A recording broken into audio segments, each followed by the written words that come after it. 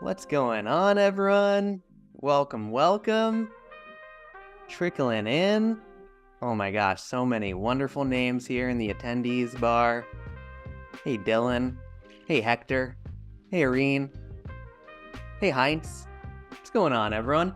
Yeah, we're gonna get started in about 5 minutes, but I like to let people kind of trickle in because, we're not gonna start right at 11. We'll let people, get their coffee and go to the bathroom or whatever. But we're gonna have a ton of fun today. This is gonna be a blast. Thank you for being here. I'll launch a little poll. We got a couple polls we can do. Get you guys fighting amongst each other in the chat. Some dog versus cat fights can get started. Also, in the chat, I feel like if you would rather be in a robot sci-fi world or like a magic world, which one would you choose? Fight about that. Fight each other. Go. What's going on, everyone who's just coming? Sci-fi, robot, magic. Okay. A lot of sci-fi. A lot of magic. Pretty good. So we got a couple, things running in the background again as people trickle in. Where we have a discount for everyone who's joining today. UN10, 10% off the entire Rokoko store. So, maybe if people are here because they're interested in investing in Rokoko, this is a good time with a little discount. We're going to be doing some raffles throughout the webinar. We got some smart gloves to give away. We got some subscriptions. We got some swag. We got some sick Rokoko shirts. And also, if you want to know more about Rokoko in general, we have a huge YouTube channel with tons of tutorials, lots of Unreal tutorials. The stuff we're doing today, obviously, is looking towards the future, right? Unreal 5.4, which is in preview, but we have lots of our official Unreal tutorials for as it is now, Blender, whatever it is. Check out our YouTube channel. If you're making things with Rokoko, use the Made with Rokoko hashtag because we like to repost stuff. Yeah, this is the wrong discount code. So it's UN10. We'll go through all that stuff as we get started too. Hello from Brazil. Hello from Arizona. What's going on? Trinidad, NYC. We got people from all over the world. Greece. What's going on? Hey, everyone. So again, we're just letting people trickle in. We do 5 minutes, before we get started, just to be nice. From Chile, what's going on? And then it looks like, okay, dogs and cats. Dogs are winning, but I feel like that happens. I'm a both person, so don't come at me. Someone obviously had bias who wrote this question. Choice 2, Nicholas. And it looks like a lot of people. So some people have already tried 5.4 preview and a lot of you haven't. So this will be good for both, I think. It's going to be fun to take a look at some of these new features. Oh my God, South Africa. So many people. And also, we are going to be sending a recording of this webinar to everyone tomorrow or after the webinar. I think tomorrow probably because it needs to finish recording.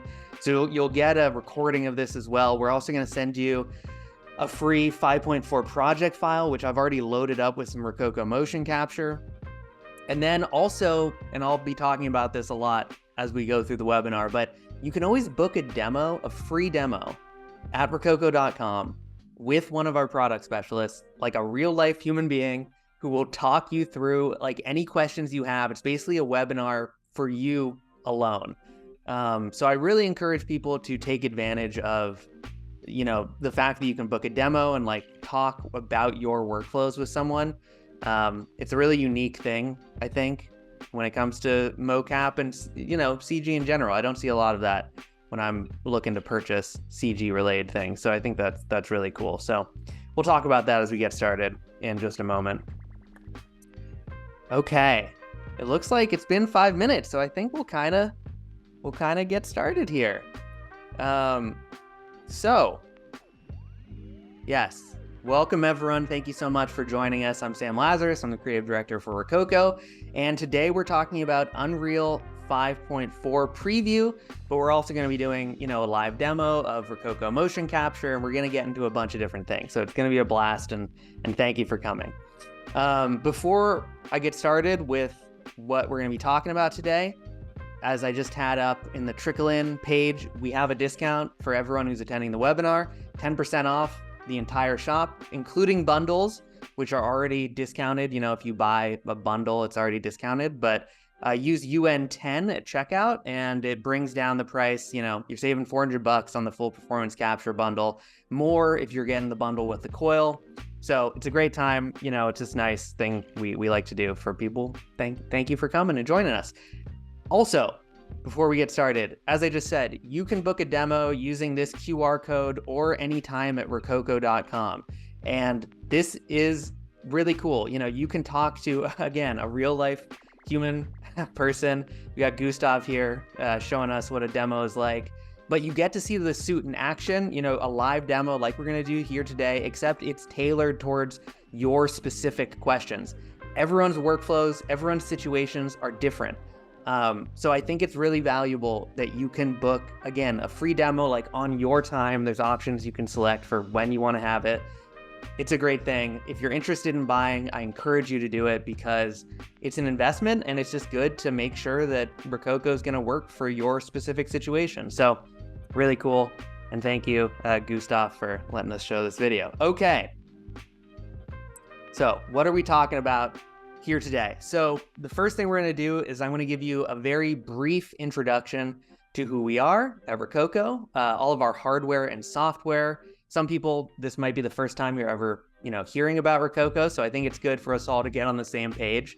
We're going to talk a little bit about some of our more advanced tech, like the Coil Pro, and also we'll get a little preview of our Android face capture, facial motion capture technique. We're not going to be using it, but we have a cool little, we'll show you a little something there.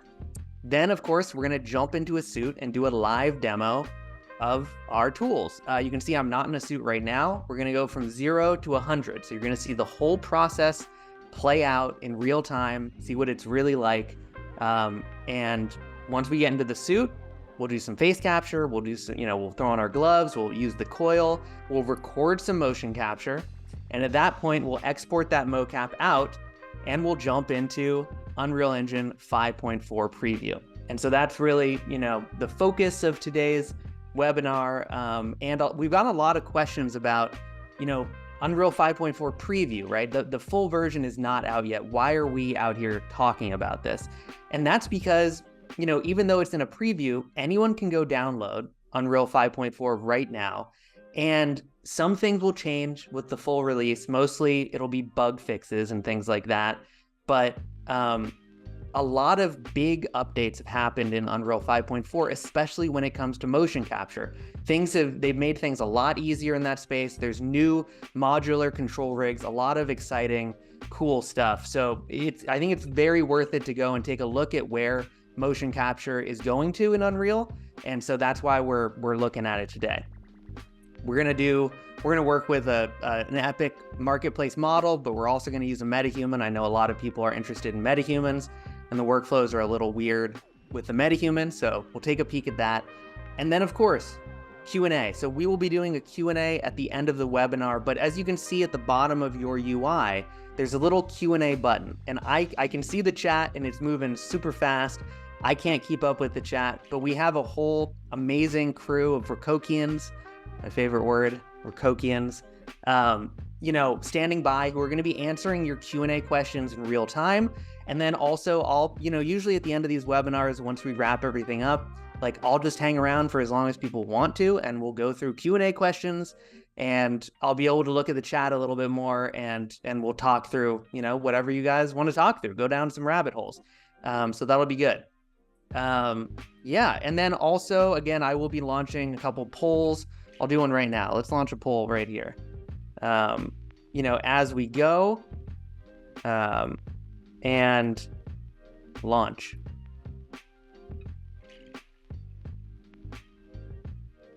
I can't launch this one. Okay. Well, we'll launch polls if I can. Nicholas. Oh, I need to end the first one. Okay. So let's launch the second one. and then we'll get started. Okay, and again, Q&A questions down below. So let's jump into it. Rokoko, who are we? So we are a motion capture company. We make motion capture hardware and software. And, you know, our whole thing is democratizing motion capture, which you hear a lot, but it's really near and dear to our heart. And when we say that, what we mean is we try to make tools that are affordable, that are easy to use by a single operator, because a lot of our customers are like generalists or indie creators, and they need to be able to do everything by themselves in their home office or their living room. And then also make high quality motion capture, right? So affordable, easy to use, high quality. That's kind of our whole thing. And our flagship product, which is hanging right behind me, and you can see down below, is the SmartSuit Pro 2. So this is an inertial motion capture suit. And what that means is that there are sensors that are distributed up and down the suit. Those sensors talk to your computer over Wi-Fi. So no cameras, no wires, nothing like that. And we then take that data that's coming in Rokoko Studio, and we build up motion capture from that. So it's a great product, and it's kind of the, you know, the base around which a lot of our other tools work. So we'll be jumping into that in a second. Our next big product is our smart gloves. So these work natively with the SmartSuit Pro 2. We also sell a version of the suit that doesn't need gloves, and you still get hand movement, but our popular version of the suit is the one that works natively with the smart gloves. And that's because finger motion capture data, there's so much emotion in your fingers and in your hands that once you start using gloves and getting that data, it's really hard to go back. And so these gloves are amazing. They're actually hardware agnostic. You know, you can use these gloves with other motion capture systems. You could use them with XNs. You could use them with like a Vicon volume. They're very affordable. They're super high quality. I love the gloves. They're amazing. And again, you know, we will be hopping into them in a second. The other thing about the gloves is that they're a key part of how the Coil Pro works. So you can now get really accurate smart glove absolute positioning in space using the Coil Pro. We're gonna get into that in a second, but I wanna jam through these quickly so we can get to the fun stuff. The third leg of full performance motion capture, facial motion capture. So we have a solution for that too.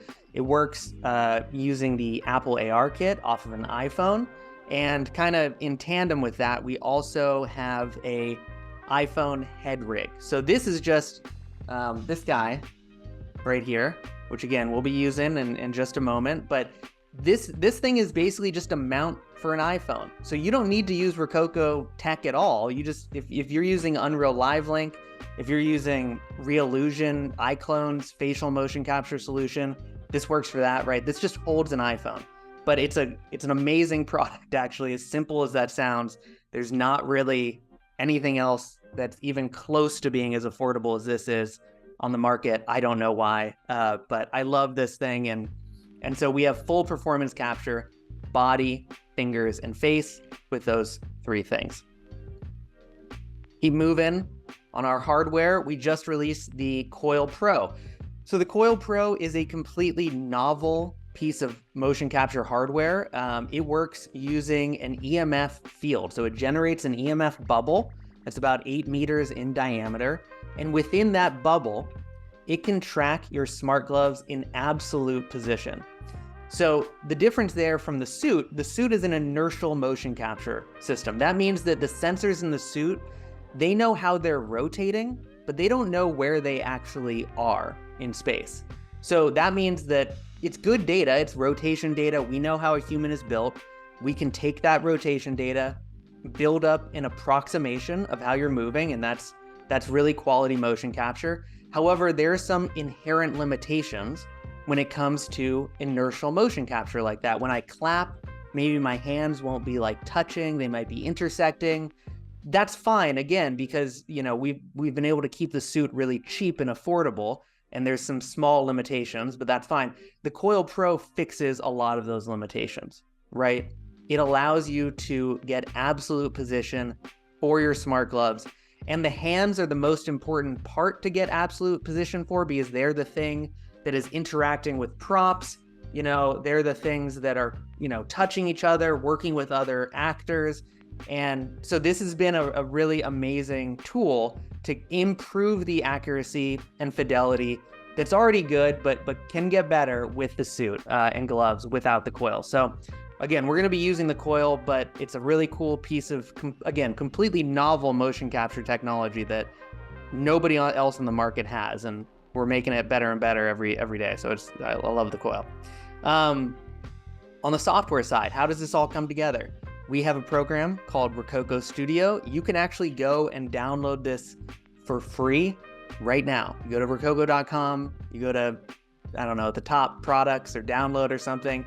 You can download Rokoko Studio, open it up for free. It comes with sample motion capture files. So you can get a real taste of our entire ecosystem just by downloading Rokoko Studio like after the webinar and playing around. You can export that mocap out, play with it.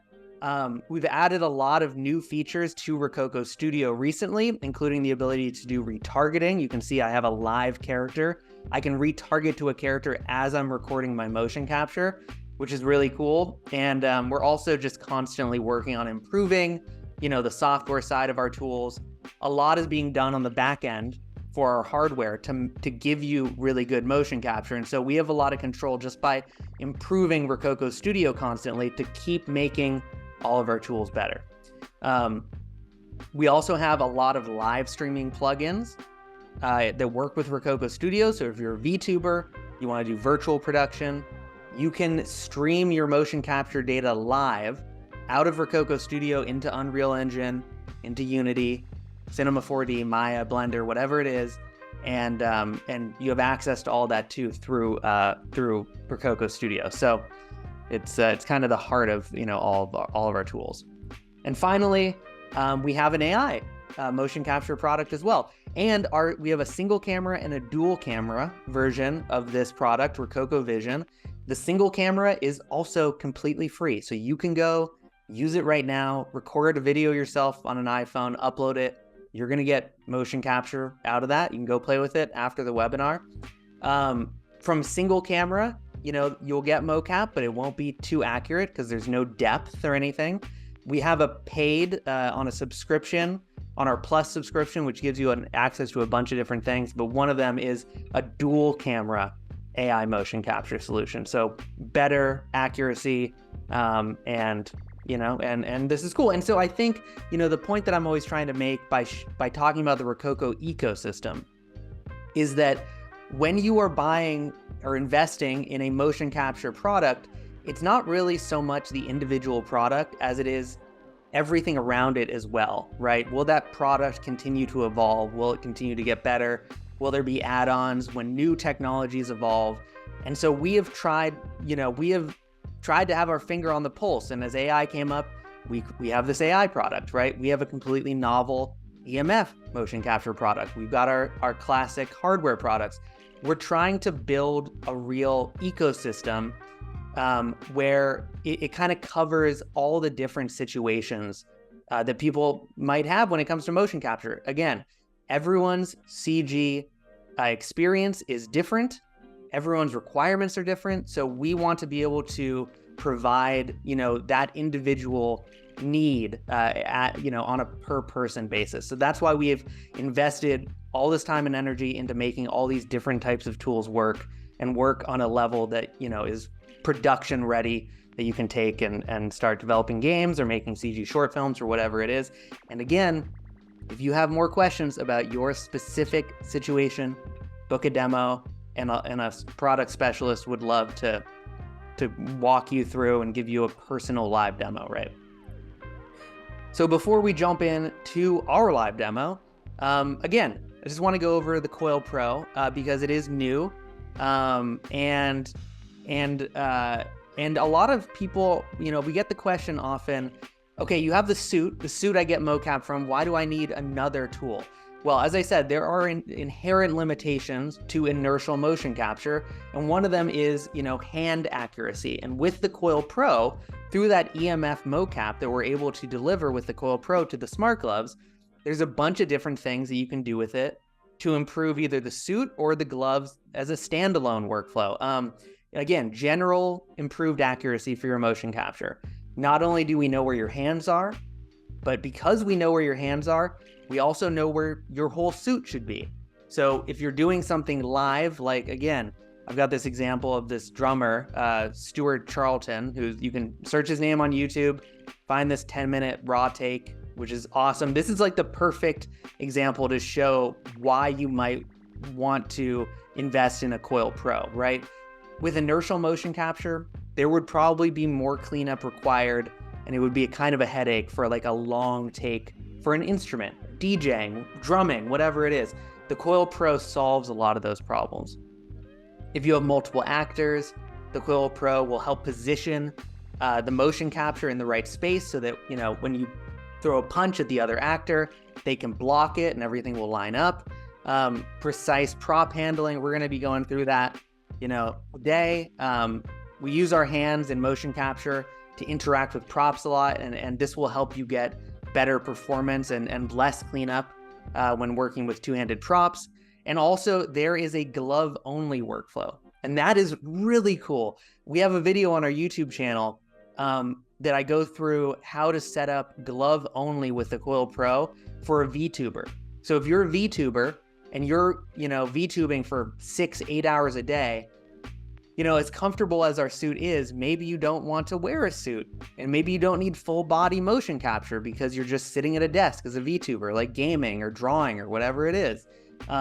We have, you know, with the Coil Pro, you can have a glove only workflow where you're just wearing gloves and you have a tripod with an iPhone on it in front of you, and you have full performance upper body motion capture. So the Coil unlocks a bunch of things. It solves inherent issues with inertial motion capture. It makes everything kind of better.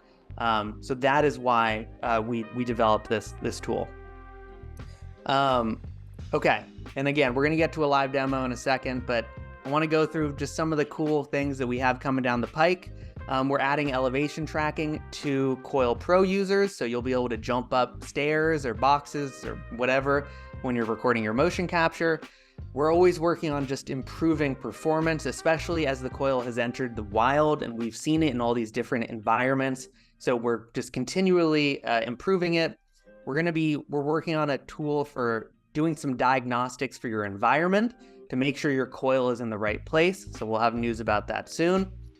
And then in the next release of Rokoko Studio, we're adding face capture filters. So now you'll be able to do some editing on your facial motion capture. As you can see, I don't know which way I'm down, I think. In addition to the facial mocap, right, you can do some extra editing on that. You can adjust the blink range, which is really cool. We're just doing general improvements, and we're adding a retargeting sample scene. So cool stuff coming down the pipe. And I just wanted to mention that because it's good to show that, like, you know, we're always working on evolving the tools. I think that's something that's very important to us.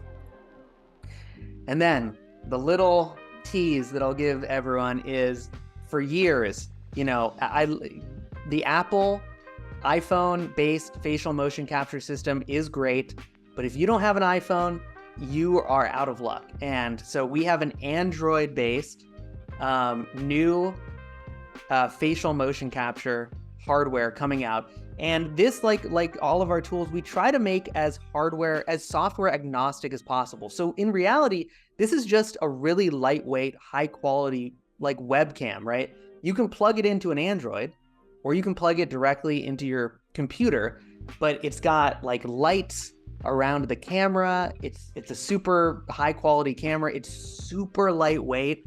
So you just feel like Andy Serkis, you know, wearing this thing. Again, we're going to be using iPhone-based motion capture, where I strap my iPhone into this guy. It's great, but iPhones are a little heavy. This is a lot lighter. And so this has been something people have been asking for a long time. And we'll have more news coming soon about this, but this is really exciting. So I wanted to mention it. And yeah, if you want to find out more about this as we're releasing news, or get on pre-order lists and all that, follow the QR code or go to rokoko.co/headcam. Okay, so before we do our demo again, I said we were going to give out some free stuff. Let's give out some free stuff. I got 3 winners for a short little raffle who are getting a 1-year subscription to our Plus subscription. So you get the dual camera AI motion capture and a couple other things when it comes to Rokoko Studio. Evan Harbuck, Rodrigo Niche, Stacy Johnson. Congratulations. Congratulate them, chat. We got 2 more raffles for this webinar. So more chances to win. And yeah. Oh, clappy. I can see the reactions, but that's about it. Okay. So at this point, let's jump in. My spiel is over, and let's actually make some motion capture. So I'm going to boot up Rokoko Studio here. And, you know, the other caveat I always give is, you know, hopefully the live streaming like gods will smile upon us today. But things always go wrong when we're live streaming. That is the way it works, baby. And so if things go wrong, I don't know, another team member will jump in and, you know, just bear with us. It's always an adventure when you're live streaming. Okay, so here I am in Rokoko Studio. And actually, I remember you can go and download Rokoko Studio right now. This is what it looks like. And we also, you know, here are the sample scenes you can check out. And we also have a motion capture library. So there's a bunch of free assets on here actually as well. You know, if you're tired of Mixamo, you can jump on here and download some free assets, or you can pay for like more high quality assets. There's a bunch of good stuff on here. Anyway, that's cool. But we're not here to do that. We're here to make some motion capture. So let me grab my suit and let's get after it. Okay. So we got our Smart Suit Pro 2 here, and you know, I'm not going to time myself, but one of the best things about the suit is how quickly you can go. Again, I'm not in a suit. How quickly we can go from nothing to making motion capture. So usually it like takes me about a minute to do this. You know, chat, you can feel free to time me, but let's get into it. And as an individual, you know, I'm out here by my lonesome. You know, I work from home. I make all my motion capture from home. I don't have anyone else helping me. And so it's really important that it's easy for me to operate this whole system by myself. You know, not only by myself, I also want it to be really quick. And you know, there's a lot of different mocap tools out there. And one thing I never do is like get down on the other tools. There's move.ai, there's XMs, there's a bunch of other tools out there. They all have their pros and cons, just like us. Every tool has a limitation. But one thing that is great about ours is that I don't need to set up a bunch of cameras or whatever. I don't need to have a dedicated studio space if I'm making motion capture. I can just throw on my suit. That was probably less than a minute. Throw on my little headband here. And be making mocap. And that makes it really easy if I have like an idea and I just want to jump in, make something. I don't need to worry about like a big calibration or anything like that. As I'm getting set up, also I'll mention that all the sensors in the suit you can remove. So we make different sized textiles. So if you are working in like a small studio and you do share the suit with a couple different people, you can take the sensors out, you can wash the suit, you could put them in a different sized suit. So that's another thing I really like. And then plugging in my gloves. The gloves just plug in natively into my smart suit. And everything, you get one unified motion capture stream out of it. And another thing I love is that everything works off of just a generic battery pack. So I don't ever run into a situation where like my suit is out of juice, right? Worst case scenario, this battery, which never runs out of juice because the suit is very low power draw. This battery, if it runs out, I just plug in another battery and I can keep moving. So that's something that I really like about our suit.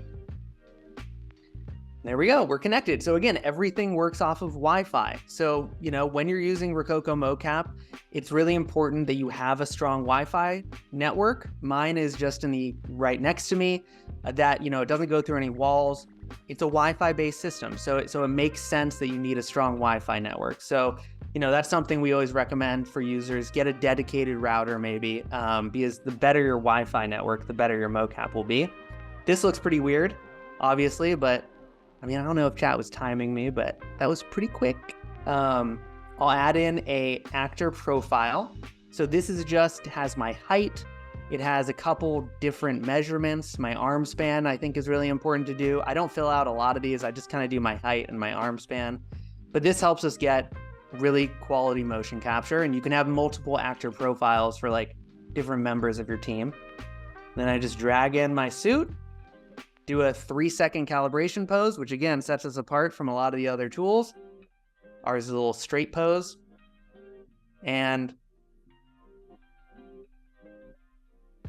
just like that, right? I can be up and making motion capture. So, this whole ease of use, that's kind of, I was talking about the 3 things that we try to focus on. It's affordability, it's ease of use and quick setup. It's so easy for me to just jump into this thing and start making the 3rd pillar of what we try to do, high quality motion capture. And hopefully, you can see, this is real time. You don't have to wait for cloud processing. It all works perfectly, and again, I already had my suit paired with my computer, so I just have to put it on and plug it in, and I'm done. We're gonna zoom in and take a look at, we're gonna do a recording in just a second, but you can see, I love these smart gloves. You just get really accurate data, and it's so hard to go back to not having finger data once you start playing with it, because there's so many things we do, as humans that, that have emotion in our fingers. So, getting this finger data right is really important to us. So this looks great. Okay, so let's do a little recording, and I'll show you how kind of the back end of what's happening here. So let me zoom out a little bit. I have my recording set to a 3-second timer.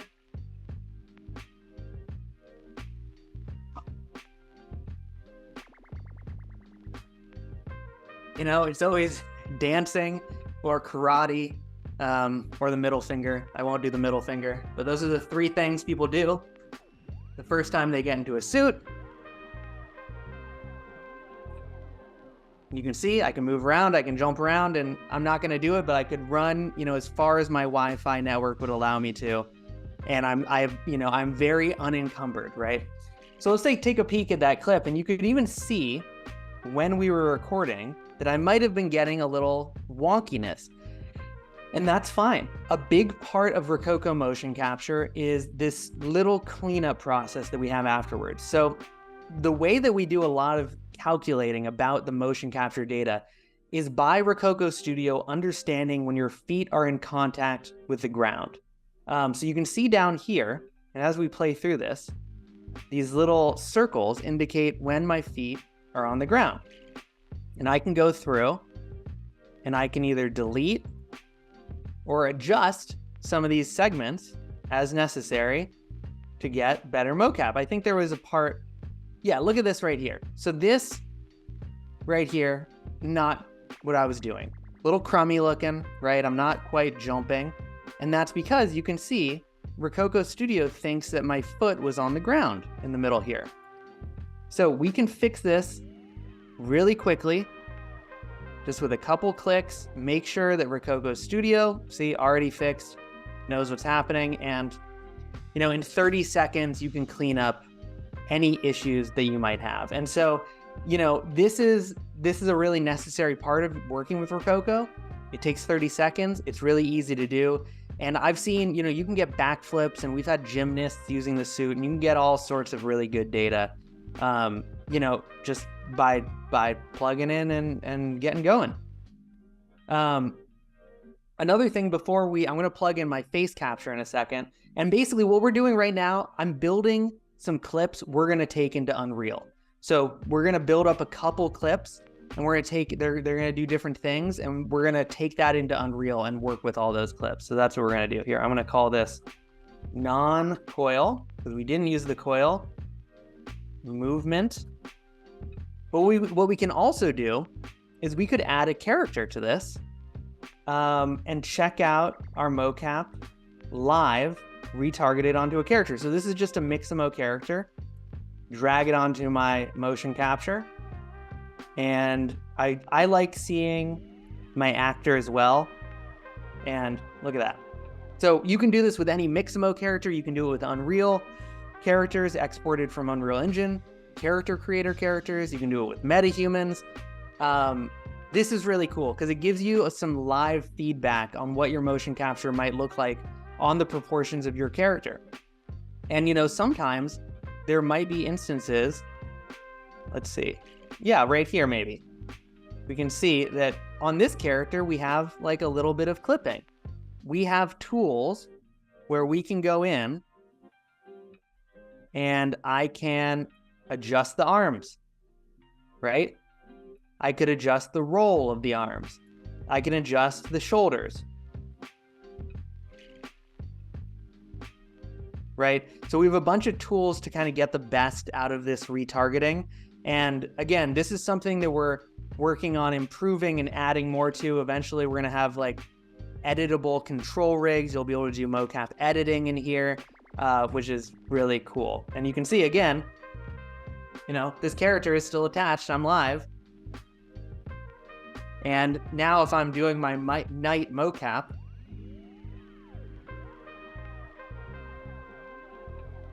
you know, I can get some live feedback from this, which is really, really useful. So I'm actually going to remove this guy because I want to record some facial motion capture too. So in order to do that, I'm going to use our head rig. I'm going to pull off my headband here, which you're going to see my head do some very upsetting things in a second because this is my sensor, right? So I'll put that down. I'm going to put on my head rig. It's got a little clamp in the back that lets you make it nice and snug. And then I can just put where's my sensor? Put my sensor on the top of my head rig. And we'll just do another calibration pose in a second. But just using my iPhone, we have an app that works with the iPhone. I'll open up my Rokoko face capture app. Ooh, I got to turn on my Wi-Fi to make sure I'm on the same network.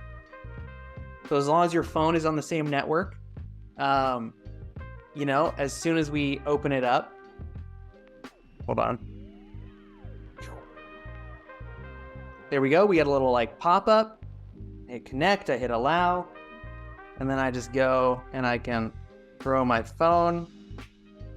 And you can see weird disembodied Sam in the background here. And I can just pull that onto my mocap. We'll do another calibration pose.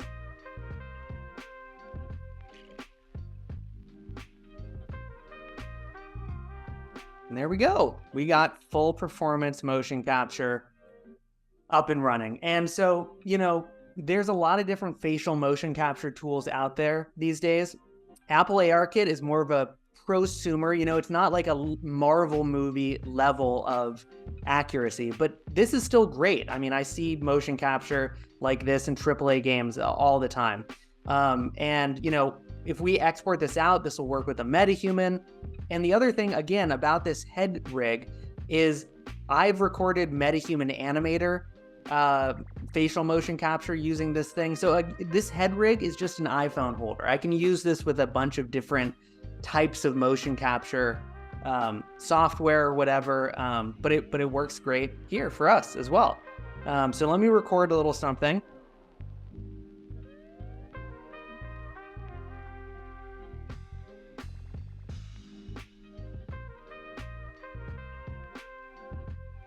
Do some blanks.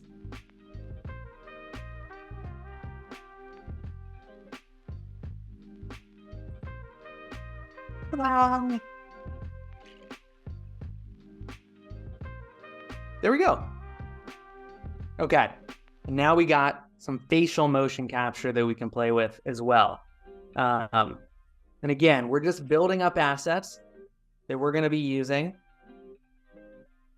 in Unreal Engine in a second. Oop. Looks good. And we'll throw this onto a MetaHuman later in our demo once we get to Unreal. Looks awesome. Okay, So this is super cool. And again, let me rename it, because we're gonna be sending this all to Unreal. This is non-coil face capture. There we go. And I can let's do another calibration pose so it's not horrifying. And after this, I'm going to export these out, and then we are going to play around with the coil, do a little recording in there. Pretty weird to not see my face moving, so I can detach my face capture from this guy. There we go. And let's export these guys out. If I want to export them out, I just go to the export page. I get these little, I can batch export these, so I can do them all at once. So for the new Unreal 5.4 preview version, we use a Mixamo skeleton, and I'll get into why we do that. And that will probably change once the full version hits the Epic Store. But for now, for the workflow, if you're playing around with Rokoko mocap, you're using Unreal 5.4, export in a Mixamo skeleton. We want to include the body mesh and the face, because we have face capture. We have other versions we could export in if we were going to Blender or 3ds Max or something. I'm going to set the frame rate to 24. You can set it to whatever you want. And we can select where we want to export out to. Right here. Let's export.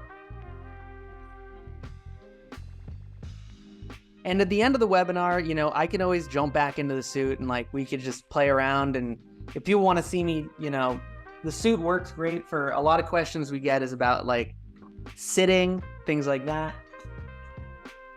Sitting works perfectly fine. I just got to keep my feet on the ground, right? It's one of the limitations of Rokoko mocap. But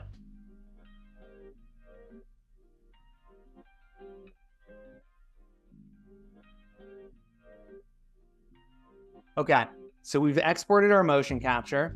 And now it's time to jump in and play around with the coil. And so, again, I've talked a lot about some of the, the limitations of inertial motion capture, like the suit. And one of them is this. I'm clapping, and my hands are obviously not aligned, right? That's fine. You can fix that with mocap cleanup, but it's not ideal if you're doing a lot of work on a piano or with two-handed props, right? And so the coil is going to help fix this issue. So that's what we're going to take a look at right now. So I'm going to actually unplug my suit, boop, and we're going to create a new project, because we keep our scenes separately, because the way the coil works is a little bit different than the way that it works without the coil. So I just create a new clean scene. I'm going to plug in my coil here, and as soon as I plug in my coil, it doesn't actually show up in my scene. Actually, I can show you. Can I show you? Yeah. So you can get a look at my room. The coil is right over here, sitting on my desk, which is really ideal because it's out of the way. It's up off the ground. We have lots of Coil Pro videos on our YouTube channel if you want to know about how to use the Coil Pro. But we can't see it in our scene yet, and that's fine. We're going to see it in our scene once we plug our suit back in, and our gloves recognize that there is a coil that's plugged in around us. So the coil actually isn't even working over Wi-Fi. The coil is working with your gloves, and then your gloves are transmitting data to your computer about their position in space. And you can see, oh, what do we get? We get a little pop of the coil in our scene here. And you can see that this is the radius within which it will track our suit and our gloves in absolute position. You can go outside of this radius, and the coil will transition you to a full inertial motion capture system. And then when you come back into the radius, it will transition to absolute position for your gloves. So we tried to keep things as flexible as possible. But I'm going to add my actor profile again. Drag on my guys, random error message, because the live stream gods, that's how they do it. And we're going to do another calibration pose.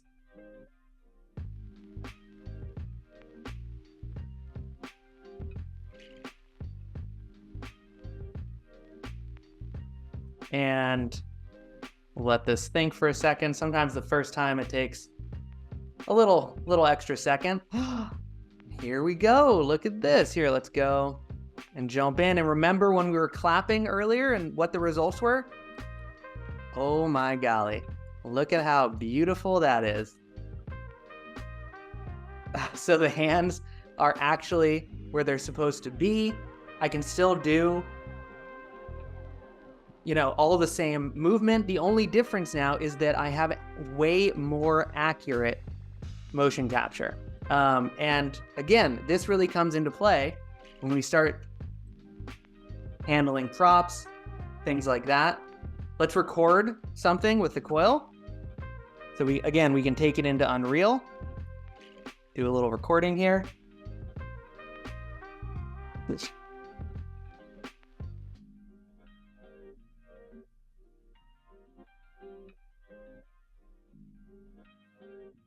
Check the mag.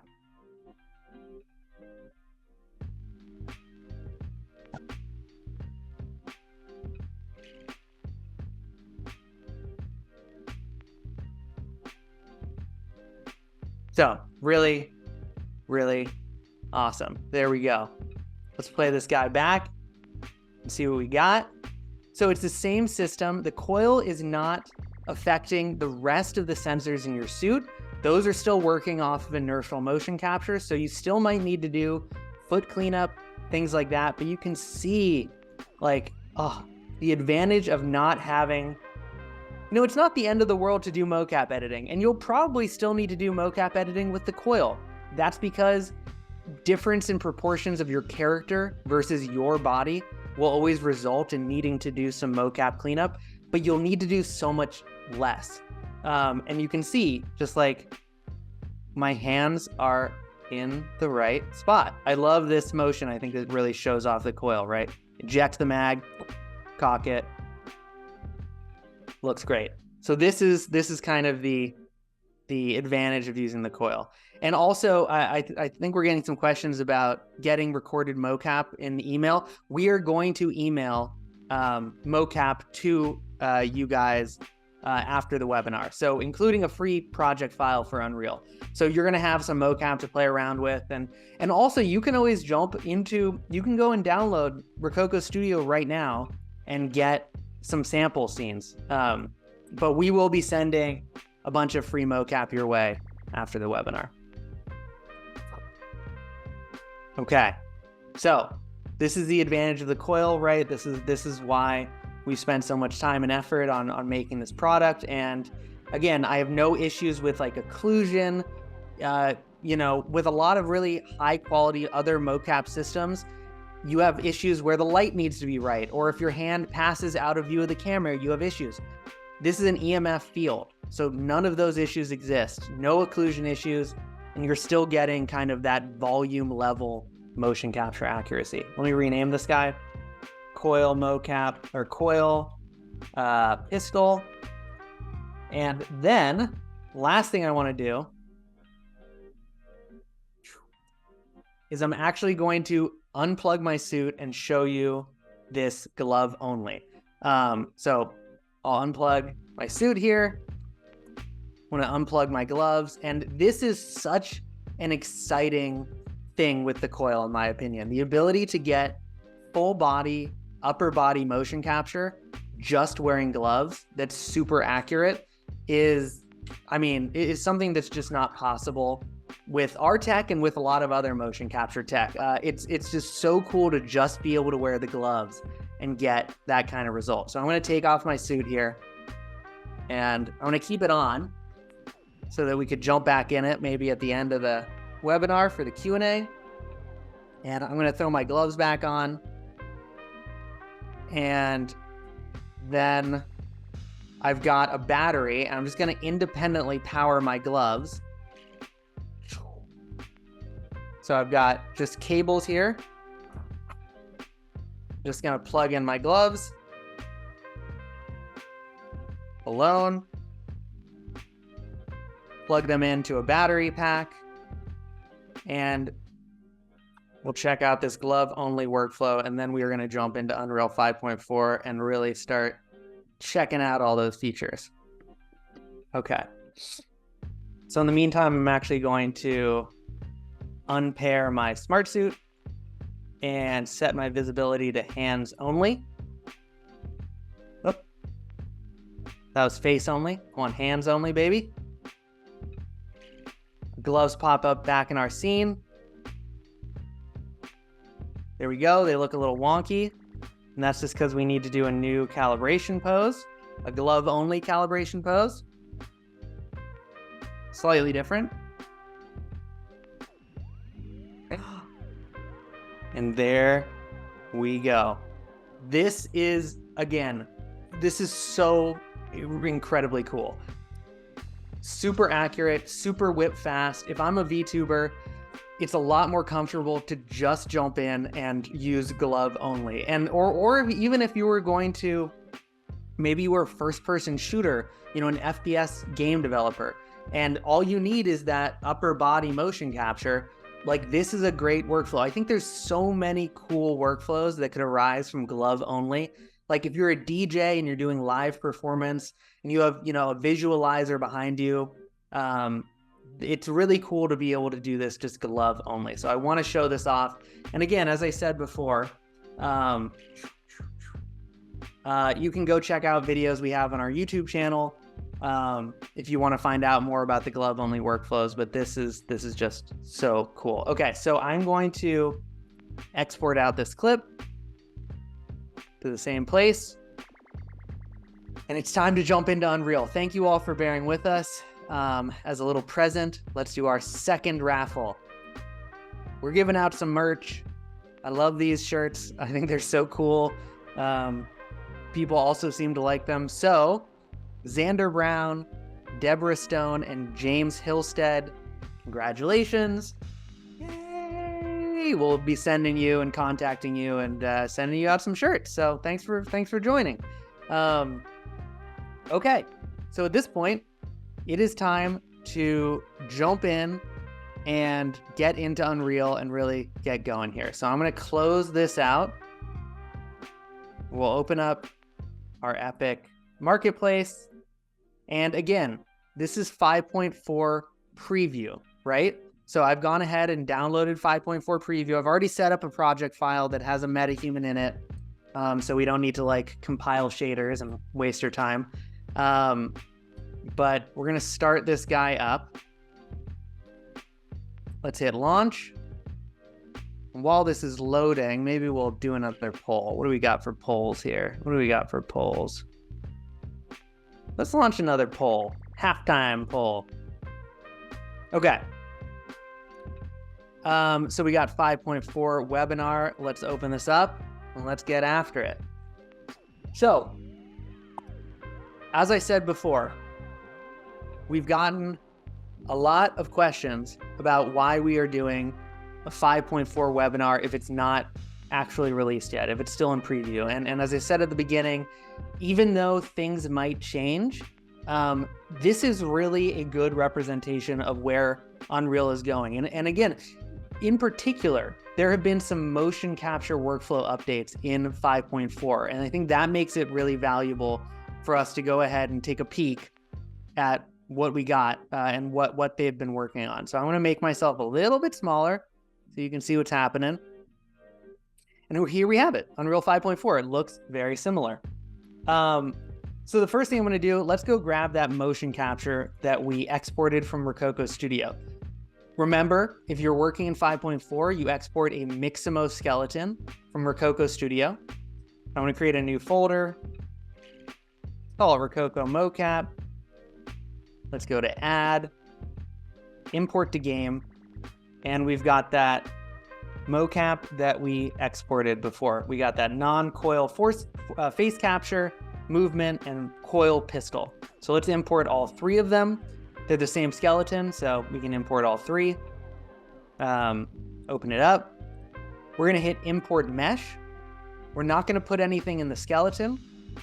Under advanced, we're gonna make sure that import morph targets is checked. Morph targets are the facial blend shapes for our facial motion capture. Remember, we did some facial motion capture, so we want to make sure that that data comes in as well. So import morph targets, and then of course, import animations. Hit import.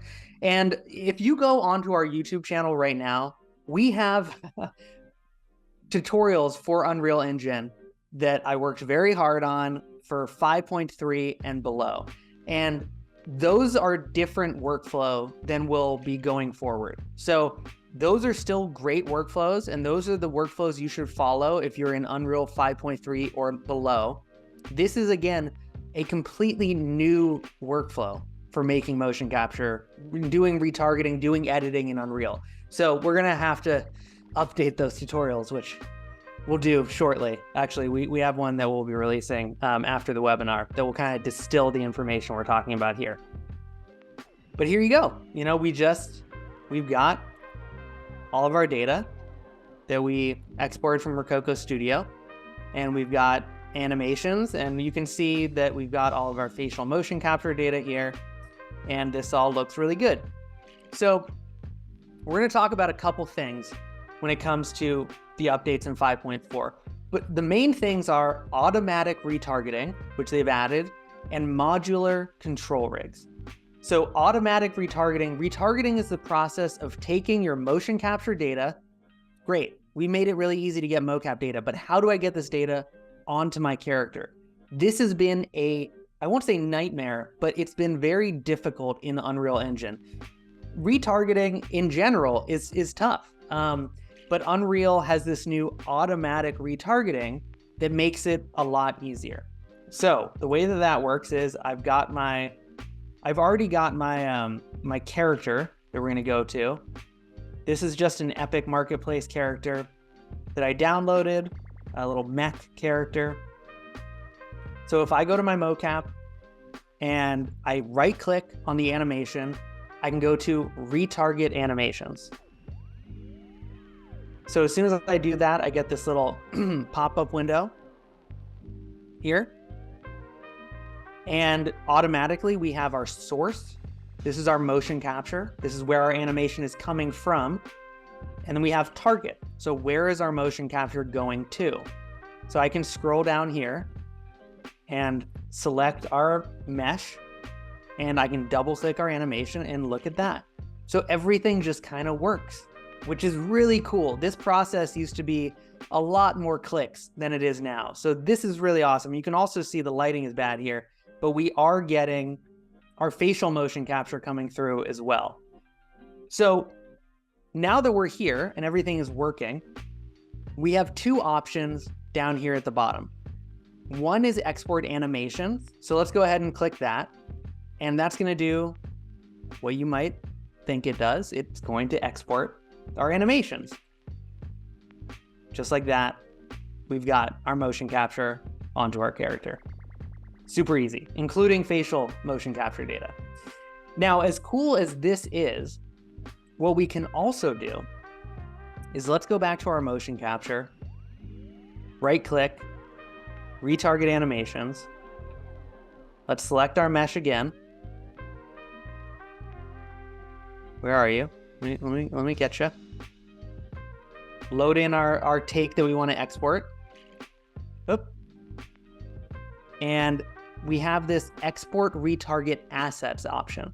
So let's do this. Export assets. And this is kind of where the power of the new tools start to really show up. It's one thing to just be able to dumbly export out the animation. That's great. But if we export the assets, Unreal Engine is automatically building bone lists and IK full body solvers onto both our motion capture and our character. And again, this was a process that was anything but automatic in previous versions of Unreal. Look, I've got IK arms, IK legs, and that goes for both our motion capture, and it did it automatically for our character as well. Another thing that you may notice, look at this, is that our character and our motion capture are in two different poses. Our character was in an A pose, and our motion capture was in a T pose. And normally in motion capture retargeting, you need to go through all this hullabaloo to make sure they're in the same starting pose. With this new automatic system, you don't need to do that. They can be in different starting poses. It doesn't matter. So that's amazing. And then the other thing it does is it generates a IK retargeter asset for us. So look at this. Here, we've got our motion capture, and we have tons of different tools here to go in and start doing edits, start making things be a little bit different. By default, IK feet are not turned on. I can turn them on and off. I could turn them on and off for individual hands or individual limbs.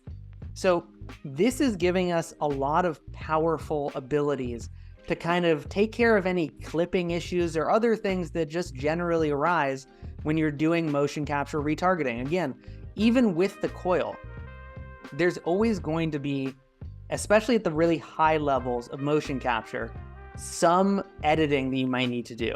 And by making this all automatic, it makes it a lot easier to do that editing. Like if I want to, maybe I want to make sure the arms are a little bit further away from the body. I've got a big ogre with a big old belly or something, and I want to make sure that I don't have clipping of my arms. I can just go in and edit retarget pose, and I can, maybe I'll just push the arms up a little bit. There we go. Now the arms are further away from the body, maybe fixing some clipping issues. So this is a really, again, just really powerful, entirely new paradigm when it comes to retargeting motion capture, mostly just because it automates it. Now, one of the things to be careful about when it comes to automating anything in CG is there's going to be edge cases where this doesn't work perfectly out of the box. That's fine. You also have the ability, if we just want to go in and go to our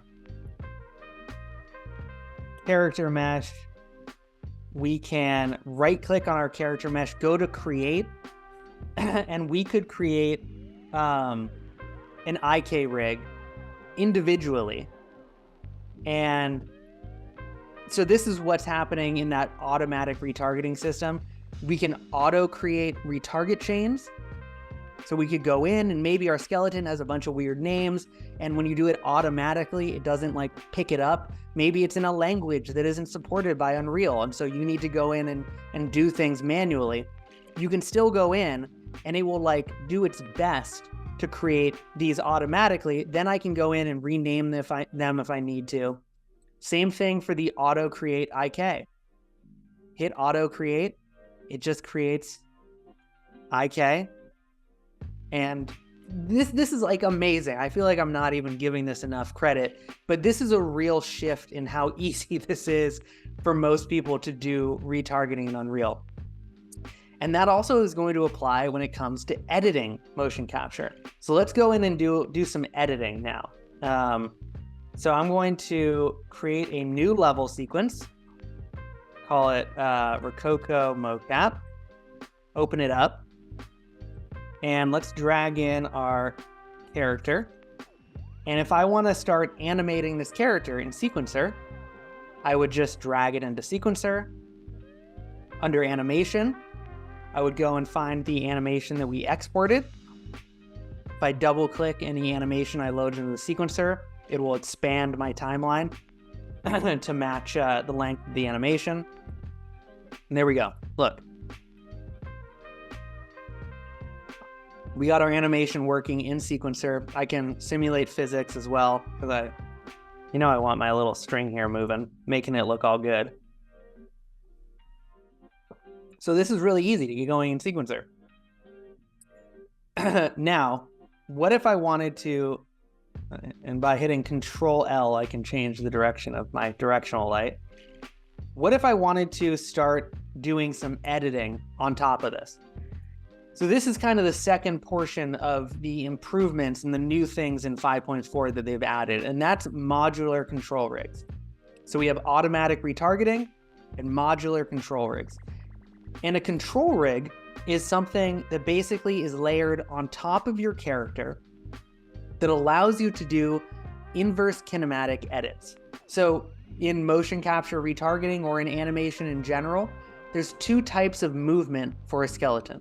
There's FK, which is forward kinematic. That basically means that the animation travels down the bones. So down the bones. And there's IK, inverse kinematic. So it means it's going up the bones. And when it comes to motion capture editing, the way that this manifests is, let's say I need to move this wrist over here. Well, with forward kinematic motion capture editing, I need to move the upper arm, then I need to move the lower arm, then I need to move my wrist. That's a lot of different bones to be dealing with. It's very annoying. With IK motion capture editing, I can simply move the location of my end bone, my wrist, and all the other bones down the chain are going to follow that end bone. So the goal and the kind of the holy grail of motion capture editing is by using an IK control rig. And these were very difficult to create in Unreal Engine until this update. Maya, which is kind of built off of animation, traditional animation, it's very easy to create an IK custom control rig. In Unreal, it's been a nightmare. You need to know blueprints, and you need to know all these different things. It was painful. With the new modular control rig system, it's pretty easy to generate this quickly. And so let's build one for our character here. And after this, again, we are going to be playing with a MetaHuman and get into Q&A and stuff. So bear with us if that's what you're sticking around for. But this modular control rig stuff is so cool. So I've got my mesh, right? This is my character. And I'm just going to right click, go to create, modular control rig. We get this option that pops up here. Let's open this up. And so right off the bat, we're presented with a very simple setup here. It's kind of Mixamo-like. It's really idiot-proof, which is, I'm an idiot, so I'm allowed to say that, right? If we hover over this center button, it says drag and drop spine module here. Okay, cool. I can do that. Drag in the spine. Starts building our control rig. What does this one say? Drag in shoulder module. Okay. Drag in the shoulder module. What is this one? This one says drag in hand or arm. I'll stop saying them, but we can just drag in these different parts of the body, and it's going to automatically build us a IK control rig that we can use for motion capture editing. And this is incredible. This is so cool. So I'm going to do the same for the legs. It says place the leg module in here. There's no left or right. I just put a leg and it can figure it out from there. Down here, foot module. This is if I want to adjust the toesies. And then what we can also do is put in a neck module. Now, I'm not going to do this. This is actually broken right now in 5.4. There's no backwards solve for the neck or the head. So I'm not going to add a neck module. This is something we've actually talked to them about, and they're amazing over at Epic. They're going to fix this for the full release. But for right now, we're not going to worry about the head. Because if you add a neck module in here, it's basically going to kill all the animation of the head and neck. We don't want that. So we're going to sacrifice editing the head and neck, but we're going to be able to edit everything else. And that's really what's important here. So we're going to hit compile and save. So now we have a modular control rig for this character. That took, if I wasn't talking, again, 30 seconds, right? Very different from the hour, 2 hours, 6 hours it would have taken in previous versions of Unreal. So now if we want to do some editing using that control rig, we are going to go, and the old way of working with control rigs in Unreal is we would right click and we would go to bake to control rig and we would bake this.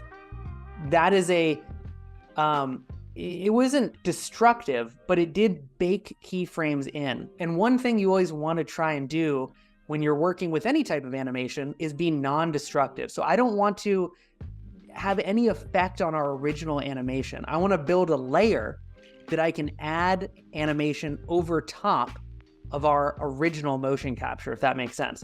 So the new method of working with these control rigs is I'm going to hit plus I'm going to go down to control rig. I'm going to turn on layered. And then under control rig classes, here is that control rig that we made a second ago. So I'm going to click this, and you can see it didn't have to bake anything down. And what we now have is all of our animation. But if we want to start doing some IK editing, you can see we have this layer here. This is our control rig layer. Let me move me up here so you can see what's going on. We have our control rig layer that we just added. If I unfurl this and I go to global controls, I can turn on and off IK for the arms. So I just turned on IK. And after I did this, I got some bounding boxes that I can now do IK editing for my motion capture. This is so cool. It looks like, right off the bat, maybe I want to just change this, our elbow pivot points, make sure that that looks a little bit better. Let's say right here, I want my hand to be a lot lower. Let's say we want my hand for whatever reason to be lower. Actually, let's say that we want our hands to be closer together. So to do that, I can keyframe these hand controls. I'll keyframe my left hand. Let me go and keyframe my right hand. So I'm adding keyframes in here. Then at this point, I'm going to turn on auto keying. So any changes I make will be automatically keyframed. And let's just move our hands in. This is like so cool. You have no idea, if this is your first time thinking about motion capture, how easy this is relative to how it used to be. So there we go. We just added keyframes. Our hands moved in. And if we want to get them back to where they should be at the end, I'm going to add in another keyframe here. And then when they move back down, I'm going to right-click the original keyframe, copy, paste, right-click the original keyframe, copy, paste. And there we go. We have just done some motion capture editing right off the bat. It was so easy. So this is really, really cool. Okay. Next, what are we doing for time here? We're doing pretty good. So next, we're going to take a quick look at how this works with MetaHumans. And I want to remind everyone, again, if you have any questions about this after this webinar, we will be sending you a recording of this webinar. We'll be sending you some free motion capture, a free project file in 5.4. And also, you can always go and you can book, where's my sweet little slide with Gustav? Look, there he is. You can book a free demo that fits your schedule and ask all of any specific questions you have. And again, I cannot stress enough how much I recommend doing this. It's something that's really unique to us. It's something that we're really proud of, that we get to offer this to people. Take the time, they get real answers from someone. You get to see a suit, don't take a company's word for everything. That's why we like doing these webinars, right? I get to hop in a suit live and show you that we're not bullshitting you, right? And things do go wrong, and that's fine. Things go wrong, but you get to see those things live. And in our demos, one of our product specialists can jump in a suit. They can demo the coil for you. You have coil questions. They can demo face capture. Oh, I'm doing face capture, and I want to see, them say this sentence. A product specialist will throw on a head rig, and do some face capture for your specific use case. So really great to be able to book a demo, and I recommend it for anyone who's interested in getting more involved, or you have any questions. Okay, so before we do our final raffle and we get to the Q&A, let's do this same deal that we just did for a MetaHuman. So I'm going to delete everything in my sequencer, and I'm going to go back to my browser, Shift 1 to go back to our selection mode, and let's go and find our MetaHuman. So I've already downloaded a MetaHuman. Etor is one of the free MetaHumans anyone can go and get. And let's go through and show you how this works, because MetaHumans are a little bit weird. They're broken up into different skeleton bits, and it can get a little bit funky. Okay. So first thing I do with any MetaHuman, I've got it in my scene. You can see that we have no hair. That's because if I zoom in, oh, we got hair. Zoom out, no hair. That's because our level of detail is set to an automatic system by default. If we go to LOD sync, you see forced LOD is -1. -1 means it's gonna set the level of detail based on how close the camera is to your character. And that's for, game dev, you wanna be able to maybe control this. However, in our case, I just want a high level of detail. 0 is the highest. I want to keep it to 1 because I'm on a live stream and Unreal would love to crash on me. That would just make its day live, as it likes to do. But we need to go and add our motion capture to this MetaHuman. So the MetaHumans, as I said before, they're broken up into different bits. And what we want to add our motion capture to is the body of the MetaHuman. So if we click on body, this is our MetaHuman blueprint. You can see under skeletal mesh asset, we double click this. This is what the body of the MetaHuman looks like. Very weird, right? But that's okay. But what we're looking for is this medium male _ medium _ normal body. So let's go and let's retarget our motion capture to that. So I'm gonna go find our Rokoko mocap and let's do our, I was jumping around in this one a lot more. So let's do this one. And we'll also do face capture as well, but let's start with this one because I wanna see the MetaHuman jumping around a little bit. So how do we do this? Right click, retarget animations, under skeletal mesh. We're gonna search for M _ medium normal body. Looks super weird, but that's okay. We double click, everything looks as it should. So I don't need the retargeting assets. I'm just gonna export the animations. So let's export animations. Export. And here we go. You can see we got our motion capture onto our MetaHuman. So if we wanna add this onto a MetaHuman in Sequencer, how do we go about doing that? We are gonna go find our MetaHuman. We are going to drag him into the scene. Oh, look at these beautiful little MetaHumans. So realistic, so amazing that these things are free. So cool. If we go into Sequencer, drag in our MetaHuman, it's gonna come in with some control rigs. So MetaHumans, you don't need to build a control rig. It comes with a control rig.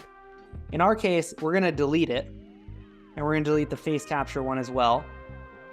And under body, we're gonna go up to animation, and we're gonna search for our, what is it called? Non-coil movement animation. And right off the bat, look at what we got here. We got our MetaHuman looking good. So that is the process of getting your mocap onto a MetaHuman. A little bit different, a little bit more funky. And look at that hair. Physical hair, so cool.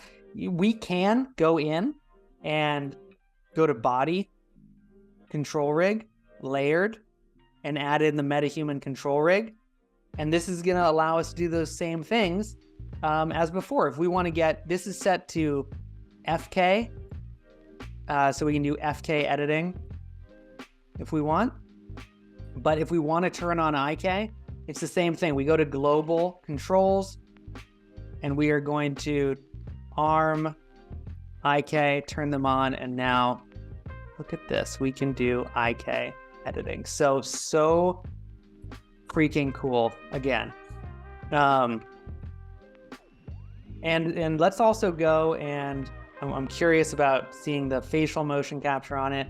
I think the facial mocap is still getting worked on a little bit when it comes to the MetaHumans in 5.4.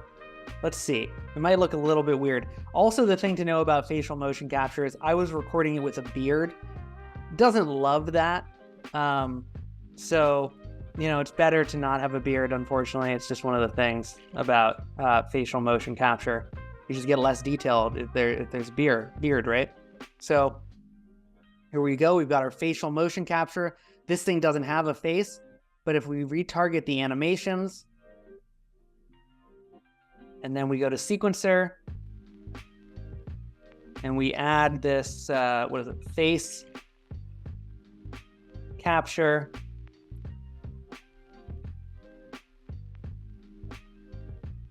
Our face capture just works. That's so cool. I mean, how easy is that? And it just looks great.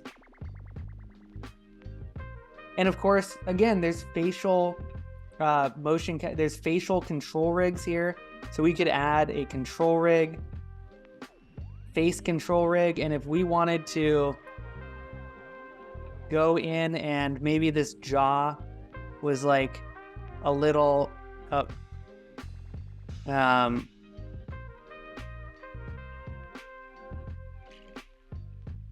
So we could do changes like this. Now, what if I wanted to, I haven't played around with this control rig a lot, to be honest, but it's so cool. You can get in and you can just kind of get the best result that you might want.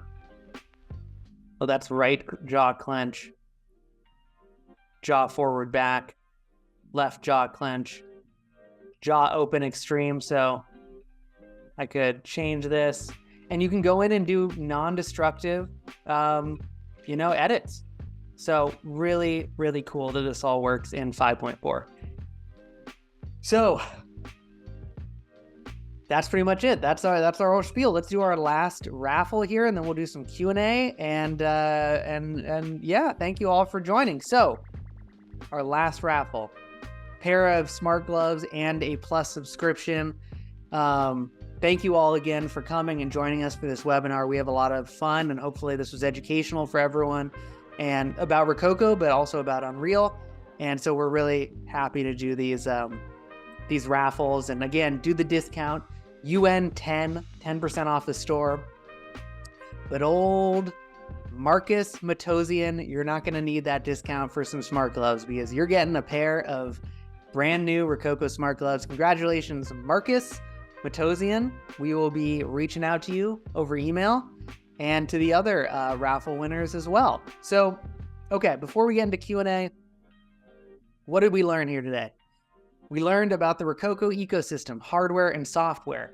And also, I want to stress the fact that this is always evolving. It's an ecosystem. It's like a family of products, right? And so when you invest in Rokoko, it's not going to be limited to one thing. EMF, inertial, AI, we're kind of doing all of it, right? Unreal 5.4, the future of retargeting and motion capture editing in Unreal is very different. Hopefully this was educational to you. Again, we're going to be sending you free project files, some Rokoko mocap to play around with, and a recording of this webinar. And we'll also have a new tutorial about 5.4 preview coming out soon. So lots of exciting things in 5.4. Book a demo. I hope I made that. I think I was pretty enthusiastic about booking a demo. I think it's great. If you're going to invest in a tool that costs money, it's worth it to book a demo. Book a demo today, rokoko.com, or the QR code in the recorded webinar. We're going to send you mocap assets, and then discount code is UN10. So there you go. Thank you all for joining. Okay. I will also say that if you want to check out our idea board and recommend new ideas to us, you can do that at this QR code or at the rokoko.com. This is a kind of a snapshot of some of the things we're working on, and you can also like upvote features. So I think this is just really cool as well. So we have an idea board to check out. Okay, should we get into some of these Q&A questions? Let's do it. And let's not have boring product board in the background. Let's have this playing on a loop. And I can jump back into a suit maybe, and we can do some of that stuff. We also have one more poll that we're going to launch. So we're very curious about you guys and how we can improve things. And so please, it would mean the world to us to answer the poll. But okay, let's get into it. Q&A. Thank you everyone who was submitting questions. Okay. First question we got from Fox Wren. You mentioned during the webinar the suit will go as far as Wi-Fi will allow it. Paraphrase. That's a pretty good paraphrase. I think that's what I said. How does it handle the transitions from node to node on a mesh Wi-Fi and extended ranges doing so? So it should handle it fine. Mesh Wi-Fi is one continuous Wi-Fi network. It's generating one. It should work fine. That being said, the only real way, there's so many different Wi-Fi routers out there. The only way you can know for sure is by testing. So we have a 30-day money-back guarantee. You can return your suit for any reason. If it didn't work with your mesh Wi-Fi for whatever reason, you could always return the suit. But yeah, it should work fine. And again, there's two different, when it comes to Wi-Fi, we recommend being on a 5G network. 5G is better Wi-Fi for when you're close to the router. 2.4 is actually better at distance. So if you're running around a football field or whatever, a tennis court, and you're running away from the Wi-Fi router, maybe you try 2.4 instead of 5G. So it could depend on your situation, but test. When it comes to motion capture, the only way to know for sure is by testing, and that's why we have a very generous return policy. Maybe it doesn't work for you. And also book a demo, and you can get more information about that, the mesh Wi-Fi situation. Is there a standard rig for creating custom face capture characters for 3ds Max? From Marshall Miller. For any character working with facial motion capture generally, unless you're Marvel Studios, unless you're using a proprietary system, you always want to use the standard of Apple ARKit.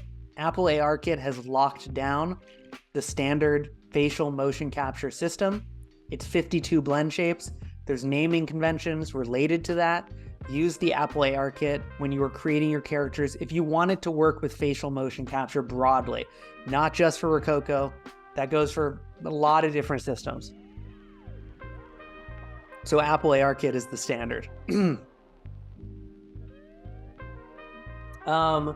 So we have a question about Rokoko head rig with MetaHuman animator. So I have seen this, although I've used MetaHuman.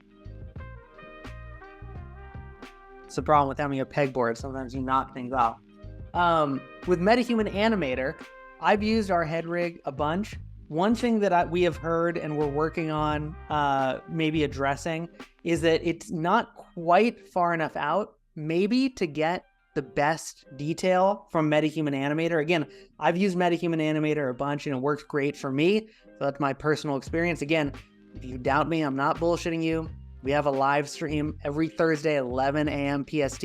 I have done this on stream live. You can go check that out. So this is true. For me, it's been fine. Now, that being said, one thing you can do is you can unscrew this and flip. I don't know if you can see it. Let me change this. We'll go to, well, that's kind of confusing. We'll go to the Coil Pro. Oh, no, I want to be the book a demo screen, my favorite screen. But you can see here, the way that this is set up is that this is on the inside of this. What you can do is actually unscrew this hex screw at the back, flip this around, and that will give you another couple centimeters that should work even better for MetaHuman animator. So that's been my experience.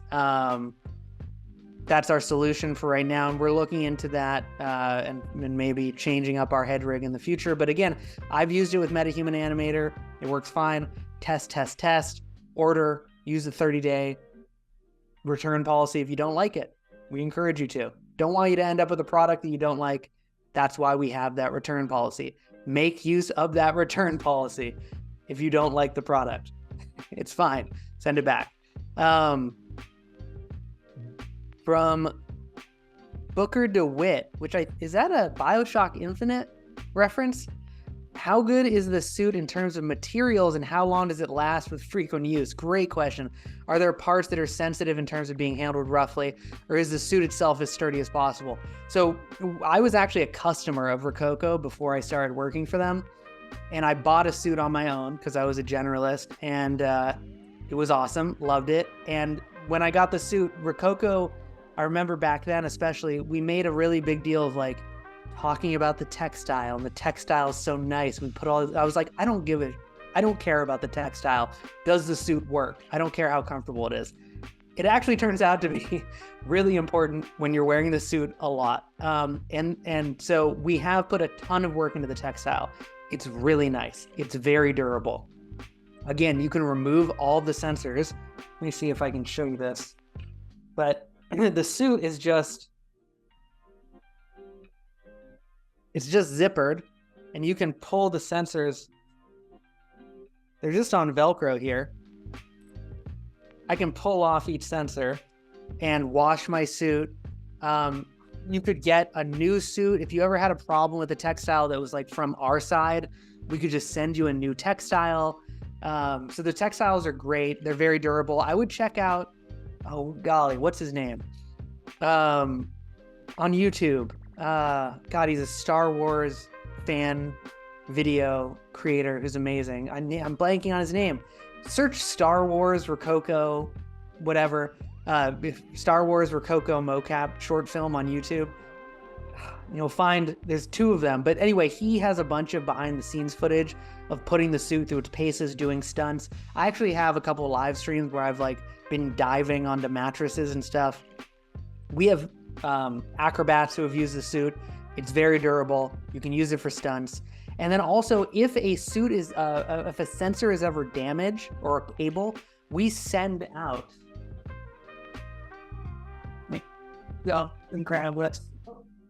We send out extra cables with the suit, so you can replace a cable if anything ever does happen, and we'll send you an extra sensor if there's ever a problem. So they're very durable, and the suit is great. The suit is really nice, and it makes you look like a cool cyber ninja, which is awesome when you're getting the mail from your mailman, which happens to me on a monthly basis. Okay. From Tomas B. This is a great question. Hey, I can see that the feet are sliding, even if after cleanup is properly set to the ground. I also experienced them that if I don't move feet at all and rotate my hips, my feet are sliding more than 1 meter on the floor, especially noticeable on custom. Okay, so this sounds like what you're talking about is that feet are sliding on your character. Feet shouldn't be sliding on your motion capture. So when you're in Rokoko Studio, we went through that whole process, doing the foot cleanup. Your feet should be, as long as the keyframe, let me open up Rokoko Studio. As long as the keyframe is set, in Rokoko Studio during your cleanup, you're not going to get any movement on your motion capture. Now, what I think Tomas is talking about is that when he retargets his motion capture onto a character, he's starting to see foot sliding. So again, these are feet. As long as these keyframes, hold on, I'm not on the right. As long as these keyframes are set up, you can see they're locked in. They're not moving. Now, you will get foot sliding when you retarget, depending on the program. And that is not a Rokoko thing. That's an any motion capture thing. And the reason that happens is because the proportions of your character are different. Most notably, the proportions of the hip height and the leg length are different from your proportions. And when the proportions of your character are different from the proportions of the mocap actor, you get foot sliding. And this is a function of retargeting. This is how it works. Now, the exception is tools like Maya. Maya, in particular, there is none of that. So you could have a little hobbit character with tiny little legs, and you could be a basketball player doing the mocap. The hobbit character, once you do retargeting, their legs aren't gonna slide. If you're doing the same thing in Unreal Engine, the legs are going to slide. And that's a function of Unreal Engine. That's a function of how retargeting works in those programs. So it's just something, it's a fact of life when it comes to motion capture, retargeting. I have tons of tutorials about Maya, and Maya is the best when it comes to motion capture retargeting. There's an indie license for Maya that you can get. It's about $300, which is a lot of money, dollars a year, I think, or something like that. There's a free student license, so if you enroll in a student program, you might be able to get it for free. But Maya will take care of that. The other programs, it's just the way that it is. And yeah, it's unfortunate.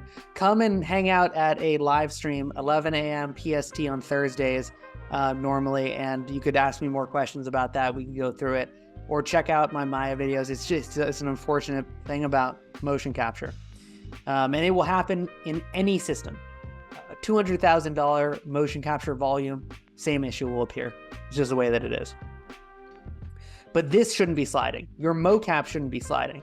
Your character will be sliding. Again, and that's just the way it is.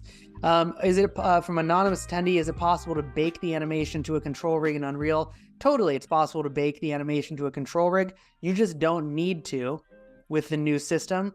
I don't know how you bake it in the new system, actually, because it's all about this layered system. But what you can always do is, if I were to delete this, here I've got my mocap. Let's set my endpoint here.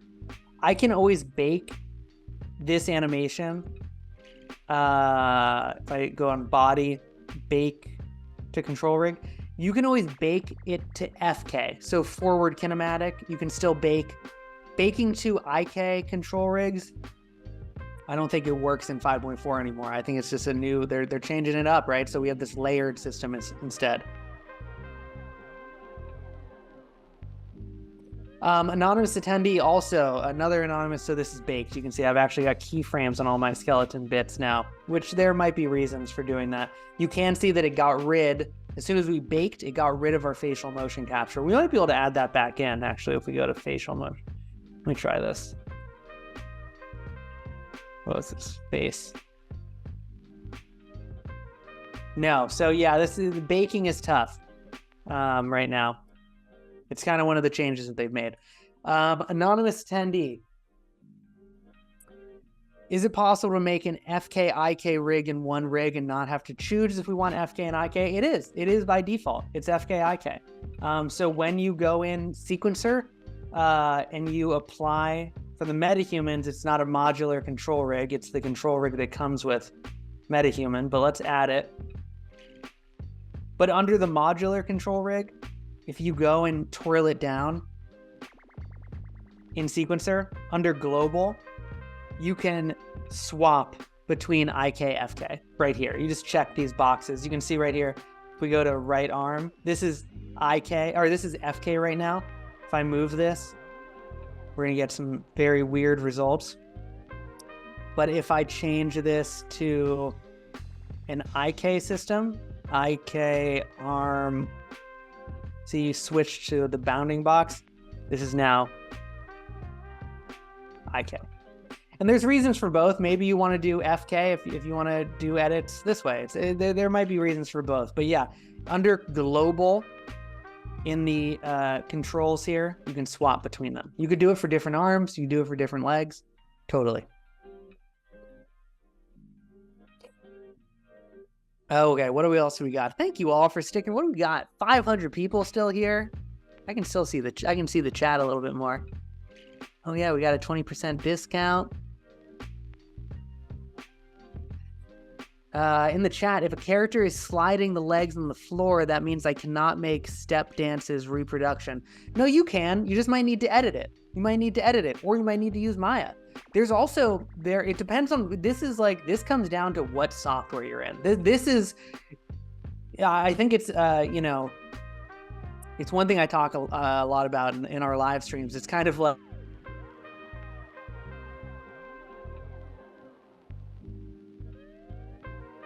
wanted to, I think we would be justified in being like, we got you good motion capture, good luck. We have put a lot of time and effort in developing our YouTube channel, all these tutorials to try and show you how to work with motion capture moving forward from the getting it stage, right? We've made it really easy to get it. Retargeting is this whole other difficult thing. It can be. It's getting better and better, but yeah, you can totally recreate specific dances. If you're in Maya, it will be like perfect from the jump. If you're in the other programs, there's various other ways to do it. You can actually do it in Unreal. They have a system called, oh God, what is it called? It's called Footstep. basically what you have to do is go in and manually tell it, hey, the foot is on the ground. Hey, the foot is on the ground. Hey, the foot is on the ground. Every time your foot is on the ground, footstep extraction is what it is. So you can do that in Unreal. It's just unwieldy. You can do that in Unreal. It's just unwieldy. Again, Maya is, if you want to get AAA level motion capture retargeting, the simple fact of the matter is Maya is the best software to do that in. The other softwares are getting better. Blender has a bunch of options that can help with that, but it's just a facet of mocap retargeting. But yeah, then no, you can totally get it. You can absolutely get high quality dance motion capture from our system. And you will get it for the mocap, and then you can get it good on your character too. It just might require a little extra effort. That's motion capture for you. Okay, Aaron Merck, if you have a character with tail or wings and they have mechanical puppeteering to the body, how easily can that be added inside this workspace? So when it comes to Unreal, they have just added a bunch of new tools in 5.4 that we didn't get into, but have to do with rigging and have to do with like doing dynamic bone.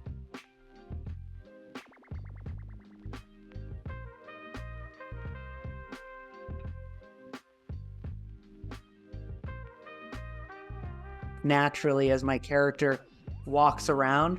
Unreal has a bunch of new tools for that. There's not a ton of information about that yet, because Unreal 5.4 isn't out yet. Oh, I might have had some connection issues, sorry. But yeah, the Unreal has new, oh, I don't know. Oh, it's probably because, let me, hold on. There we go. Okay, I should be back. But yeah, you can do things like adding tails, adding dynamic wings, stuff like that in Unreal, especially in 5.4. It's really easy in Blender. Tons of tutorials about that online. It's really easy in Cinema 4D or Maya. So yeah, you can totally do that. It just requires a little extra work, but super cool. And I've also done things where, you could animate the wings separately and then, with your body, and then include that data onto your character. Yeah, there's lots of interesting things you can do. At the end of the day, motion capture data is just rotational keyframes. So there's lots of interesting things you can do that are unique depending on how you want to use that data. It's really up to you. If it's definitely needed to make animation offsets, but what if we want to get rid of glitching in mocap? Glitching in mocap, you shouldn't have glitching in mocap from an anonymous attendee. This is in Rokoko Studio. If you're getting glitching with mocap and you're not using a wireless router that is a dedicated router, try that. If you're not using a 5G network, try that. Put the Wi-Fi router in your room. Don't have it going through walls, stuff like that. If you're having other glitching problems, I might reach out to support at hi@rokoko.com or on our Discord, because you shouldn't be getting glitching problems in Rokoko Studio. But if you are, usually it's a Wi-Fi network strength issue.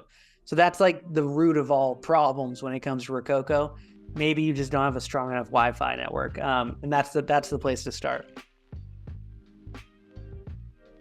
What are the computer specs? From Ishan, Junis. What are the specs on the computer I'm using right now? Great question. I'm actually using a laptop. I have one of the new 4090 laptops. So I have a NVIDIA 4090 in here. I think it's 16 gigs of RAM.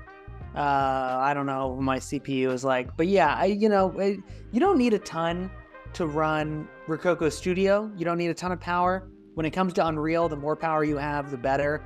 I think the new laptops with 4090 versions of the proper 40 series GPUs are really impressive.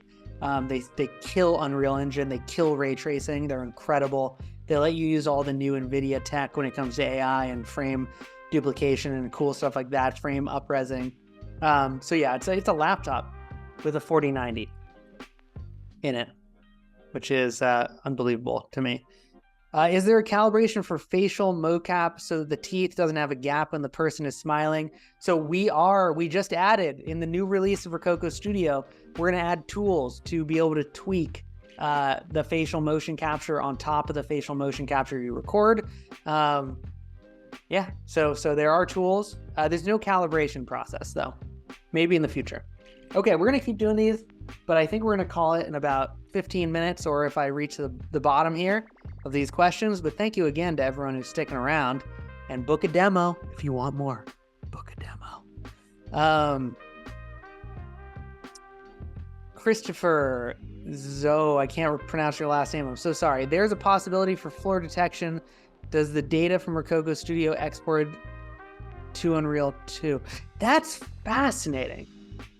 So I think what the question is from Christopher, I don't have Rokoko Studio open because I think it was messing with my internet connection while I'm live streaming. But basically, we have keyframes in Rokoko Studio for when your foot is on the ground. Could we export that data out to Unreal for footstep extraction? Fascinating. Not right now, but that's a great idea. Very interesting idea. No, but there's no possibility right now, but that's really fascinating. It's a good idea. We'll look at that.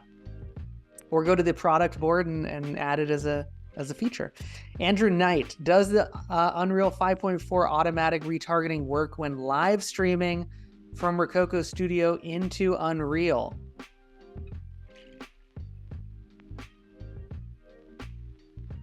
No. It's basically what I think Andrew is asking is, when you're live streaming, you need to go through a process of bone mapping that Unreal is now doing for you with these new tools.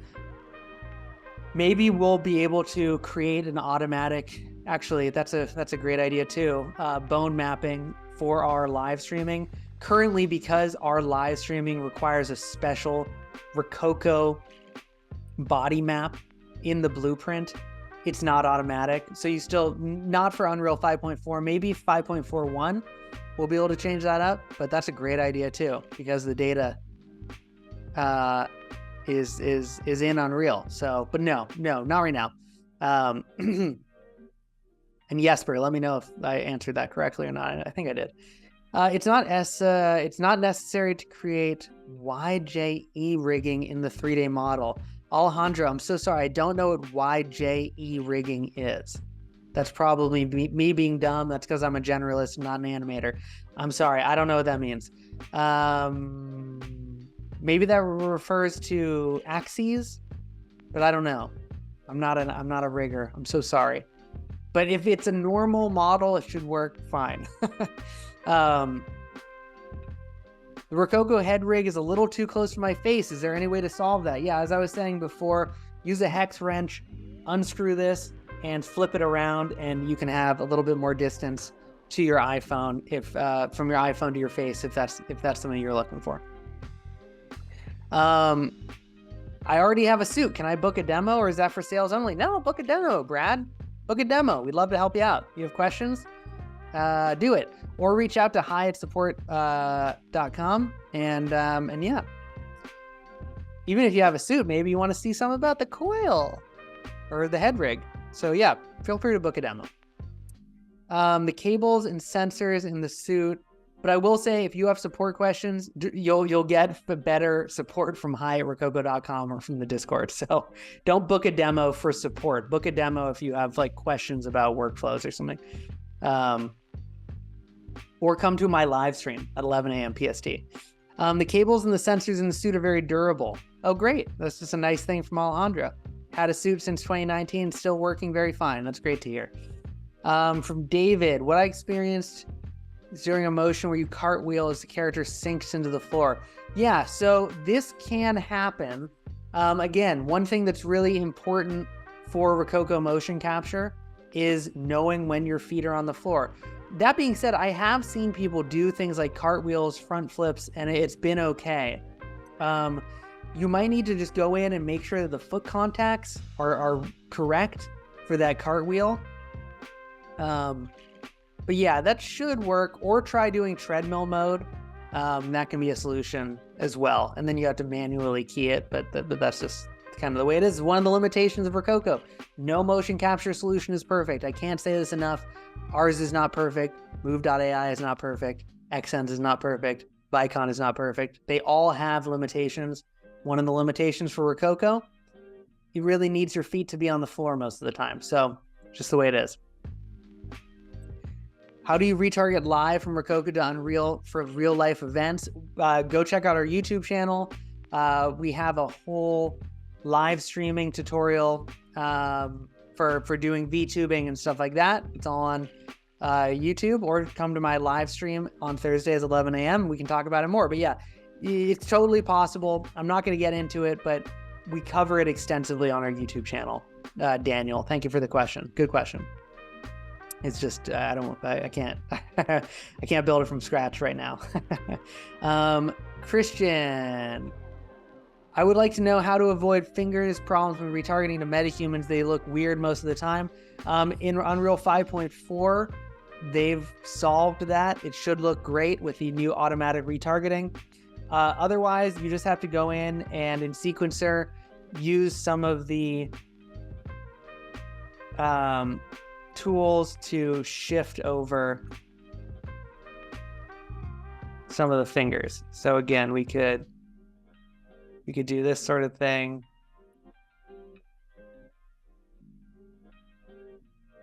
There's actually a global control, I believe, but yeah, you can go in and do it like this. The other thing that you could do is pose the MetaHuman slightly differently from the jump to account for some of that, because it's all relative to the initial pose. So in the retargeter, go in and change the location of the fingers, but yeah. But the 5.4, I think, does a really good job of making it just work really well. Can subtitles be included on the recordings from Amrate, as it would be helpful as a deaf person who relies on subtitles? We don't have that right now. That's something to look into for the future. It's a great point. I think my solution to that would be to run a camera at the same time, maybe, that you're doing your mocap, and then get it from the camera. And then like do slating to make sure it's the right thing. But yeah, that's rough. We don't have a solution for that right now. But that's a good call out, and that's something we'll maybe look into. That sounds, I don't know how we would do that, but no, right now we don't. I'm sorry. Jan, but for using a dwarf character, I think it's just foot sliding with a dwarf character question. Yeah, foot sliding happens with characters of different proportions than you.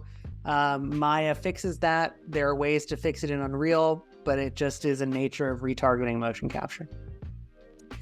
Can you add, from Ryan Smith, can you add a control rig to Mixamo and Paragon characters? Hell yeah, you can. I actually have a Mixamo character right here. Go and right click on it, create modular control rig, and it's like anything else. Same way we build a control rig for the other characters. You just drag in these deals, and it looks like by default it's not working automatically, but then you would just go in and hit new. I think add new control, or no, you'd add new socket, and then you would drag in the shoulder, and then you would go to the hand, new, add new socket, arm. So yeah, you can build these control rigs for Mixamo characters or Paragon characters. I imagine it'll work really well for a Paragon character because they're Unreal. But for Mixamo, you totally can as well.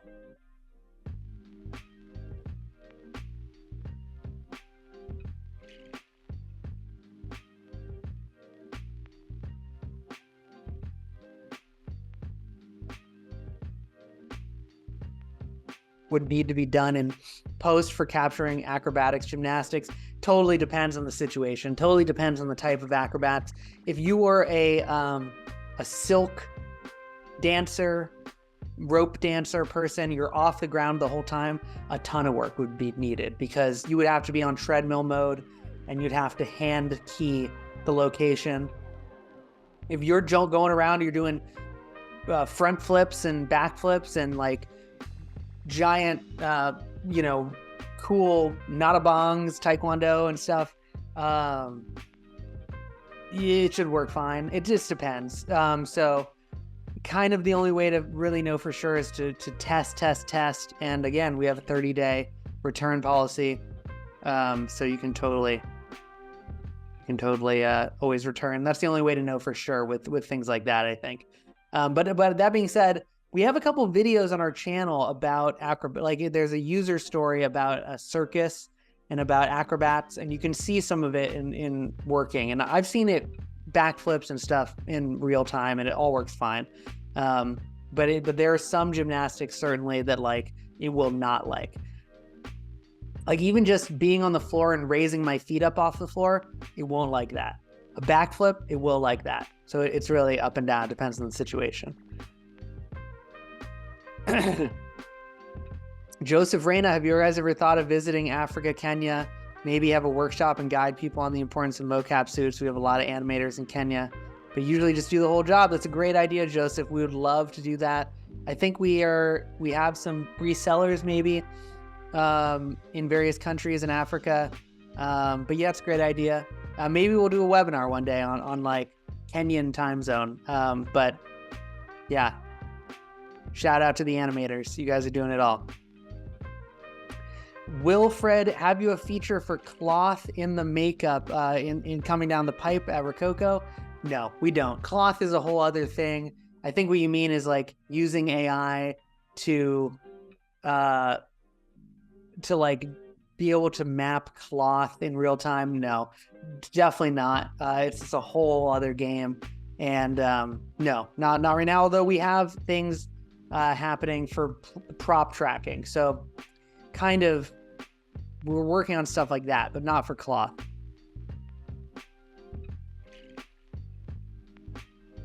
And Booker, metal being an issue was mentioned during the question about the sensor box thingy, the Coil Pro.